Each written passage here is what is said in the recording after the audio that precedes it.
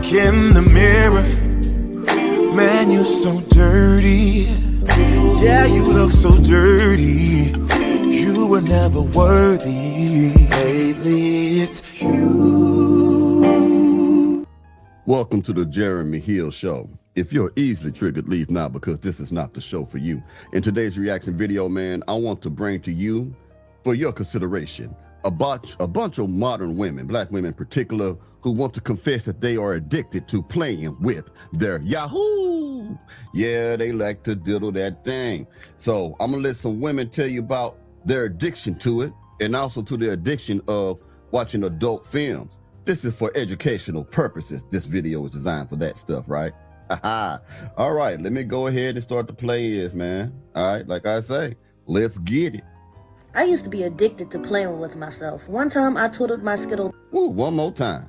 I used to be addicted to playing with myself. One time I twiddled my Skittle 10 times in one day. I remember because it was my record. Never did that shit again, okay? My bean almost turned to paste the way I was flicking, rubbing, and buzzing the hell out of that motherfucker. I mean, I really had a serious problem. Anytime I could, I would.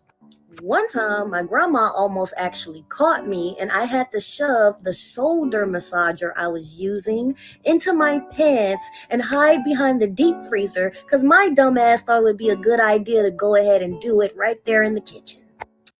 This woman is so addicted to being such a perverted person that she decided to do it in the kitchen behind the deep freezer. Think about that. She says she is busting records. She's breaking records, man. Guinness Books of Records, man. She said she never did it 10 times back to back, enjoying herself, playing with that Yahoo. You know what I'm talking about? She just can't get enough of that, man. You know what I'm talking about? Well, let's keep on going. I hope y'all enjoying this information on the holiday. Right pants and hide behind the deep freezer because my dumb ass thought it would be a good idea to go ahead and do it right there in the kitchen. And don't you know it turned on? Yeah, thank God my grandma's always been hard of hearing. Anyway, I'm saying all of this because, ironically, I was at one of the most lowest and depressing points in my life when I was doing all of this. I was addicted to the pleasure because I was living in hell. It was my distraction, my escape, my muse, and my drug. So you mean to tell me you couldn't find a hobby like playing video games or go hiking or something or ride bicycles? I hate when these women do this, man. They always tell you that they're doing something bad or taboo or whatever it may be, but they want to justify it. They never just come out and say, I'm doing this because I want to do it. I'm doing this because I thoroughly enjoy doing it. It's always some kind of reason. Now she's depressed. She's so depressed that she got to break her own record of busting 10 nuts back to back. She's so depressed that she got to go hide behind the deep freezer in the kitchen or something like that and bust nuts while grandma can't hear it. Who is buying this? Because I'm not buying this, man. You just a freak. All right, that's all it is. You just a freak. All right, let's keep going, man. These women, whoa. When I was doing all of this, I was addicted to the pleasure because I was living in hell. It was my distraction, my escape, my muse, and my drug. The dopamine rush I got from making myself squirm around like Crocker when he says Fairly Odd Parents was literally the only thing keeping me going. I bet it was. Yeah, I bet it really was, lady. You tell that to somebody else, man. That's crazy. I got another one up here, man. Hold on. I want to show you this other woman, this moron up here who says what she says. I think you might enjoy this stupidity. Let's get it.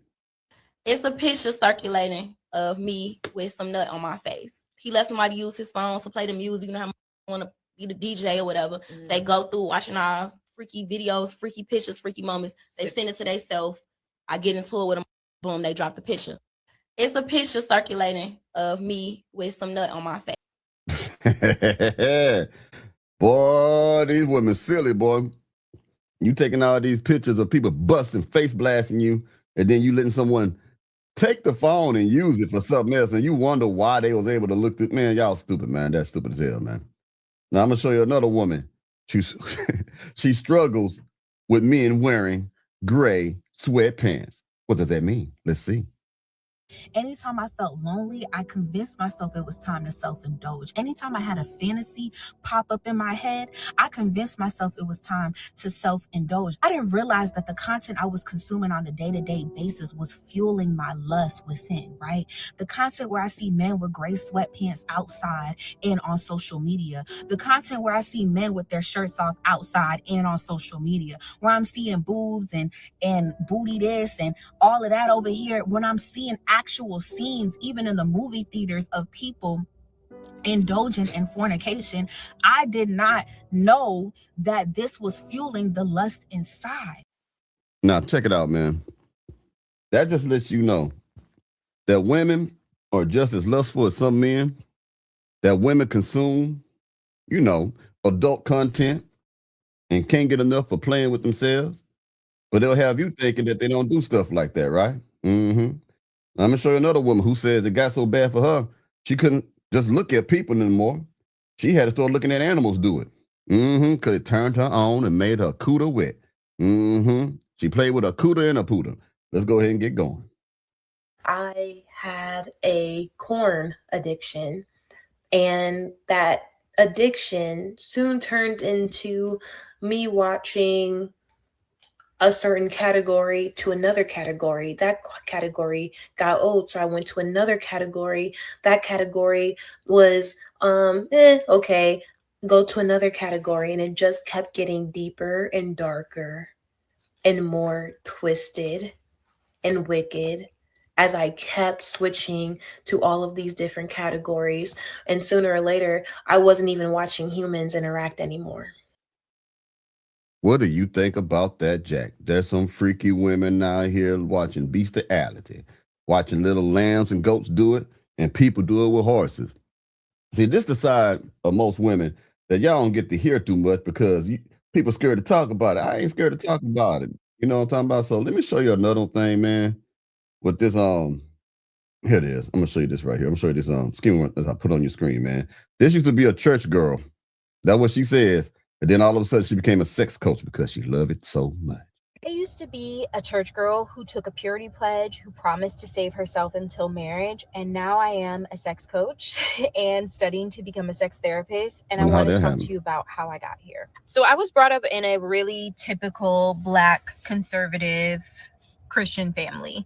And I went to church with my family ever since I was a baby. It was like a natural part of my life. I remember being in my late teens and being very involved in my church ministry. And I even thought about becoming a pastor and becoming a youth minister at one point in my life. But the tables turned because some things started happening in my life. Some things started happening in my family that left me with a lot of questions and took me on a journey where my relationship with God shifted. That's a whole other video for a whole other day. But I remember entering my early 20s. I had already broken my purity pledge by that point and had sex for the first time. And I ended up going on a sexual healing journey that I really, really needed. She went on a sexual healing journey that she really, really needed. Like Marvin Gaye say, sexual healing. I'm going to tell you something, man. You know what they say. They say the final form of a hoe is a religious woman. All right. This woman said she done took a purity pledge and stuff when she was young. But when she became 20, she had to bust it open, Jack. She had to get them cheeks skitted on. She wanted to smear it all over her yams. She loved that there. And she loved it so much that she decided to make a profession out this, to talk about it, just so she could be in the atmosphere of it, just so she can keep talking about it and be stimulated. Don't think this woman don't get stimulated through conversations like this right here. Because she needed sexual healing. So that I could shake off some of the indoctrination, some of the oppressive misinformation that came from my church upbringing. And so by my mid to late 20s, I was in a different place with my sexuality and my understanding of who I was as a sexual. A hoe. That's who she was. Now, indoctrination that she's talking about, scriptural teaching is you save yourself. You don't commit fornication. You don't commit adultery, right? She said she had to shake it off, Jack. She had to shake all that off. She went the way of the hoe. You understand me? That's what she wants you to know, that she had to go the way of the hoe. Now, let me shut up.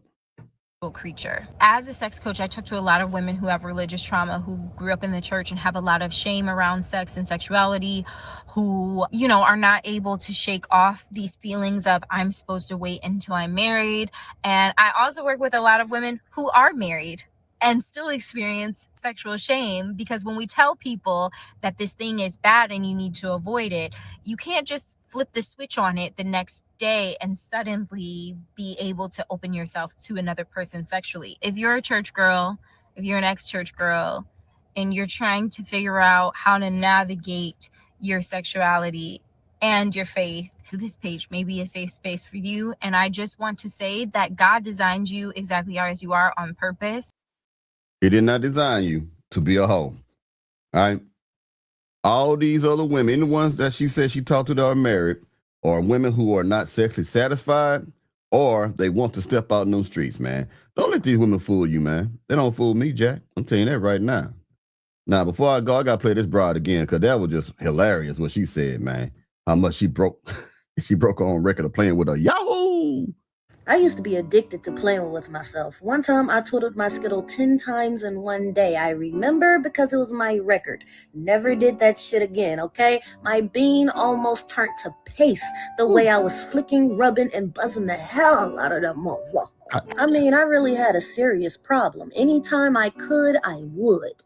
One time, my grandma almost actually caught me, and I had to shove the shoulder massager I was using into my pants and hide behind the deep freezer because my dumb ass thought it would be a good idea to go ahead and do it right there in the kitchen.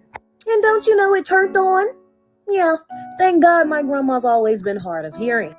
Anyway, I'm saying all of this because, ironically, I was at one of the most lowest and depressing points in my life when I was doing all of this. I was addicted to the pleasure because I was living in hell. It was my distraction, my escape, my muse, and my drug. The dopamine rush I got from making myself squirm around like Crocker when he says Fairly Odd Parents was literally the only thing keeping me going.